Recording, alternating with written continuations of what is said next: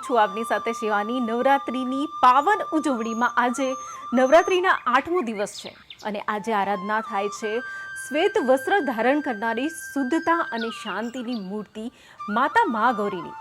માતા મહાગૌરીનું નામ છે તેમના દિવ્ય તેજ અને ગુણોનું પ્રતિબંધ છે. મહા એટલે અતિશય અને ગૌરી એટલે કાંતિમય, સફેદતા.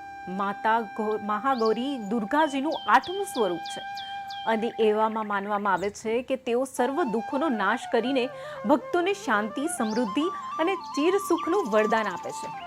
ચાલો આજે મા ગૌરીના ચરણોમાં શ્રદ્ધા અને ભક્તિથી નમન કરીએ અને જીવનમાં દિવ્ય શક્તિઓના આશીર્વાદ પ્રાપ્ત કરીએ. જય મા દુર્ગા, જય મહાગૌરી. મહાગૌરી માતાજી નવદુર્ગાનું 8મું સ્વરૂપ છે, જે પવિત્રતા, શાંતિ અને કરુણાનું તત્વ દર્શાવે છે.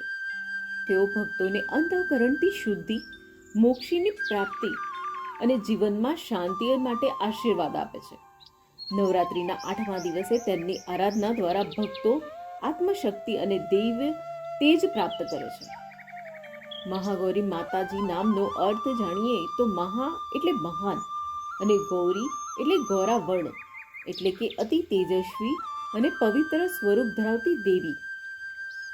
તેમના રૂપ અને શસ્ત્રો વિશે વાત કરીએ તો સફેદ વસ્ત્રો ધારણ કરે છે, તેથી શ્વેતંબરધરા તરીકે ઓળખાય છે.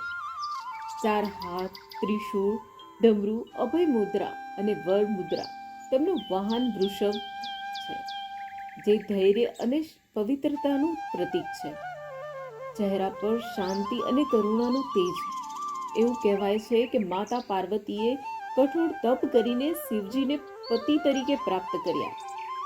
તપસ્યા દરમિયાન તેમનું સ્વરૂપ કાળું થઈ ગયું. પછી ગંગાજળથી સ્નાન કરી તેઓ મહાગૌરી બન્યા. તેઓ અન્નપૂર્ણા અને શક્તિનું પવિત્ર સ્વરૂપ છે.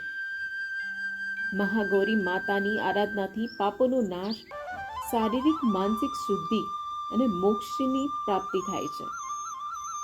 ભક્તો માટે તેઓ શાંતિ, સમૃદ્ધિ અને દિવ્ય તેજ લાવે છે. ખાસ કરીને સ્ત્રીઓ માટે આ સ્વરૂપ શુભ માનવામાં આવે છે. આ દિવસે નાળિયેર, હલવો અને કાળા ચણાથી બનેલી મીઠાઈઓ તથા સફેદ ફૂલ અને સફેદ વસ્ત્રો માતાને અર્પણ કરવાથી વિશેષ ફળ મળે છે.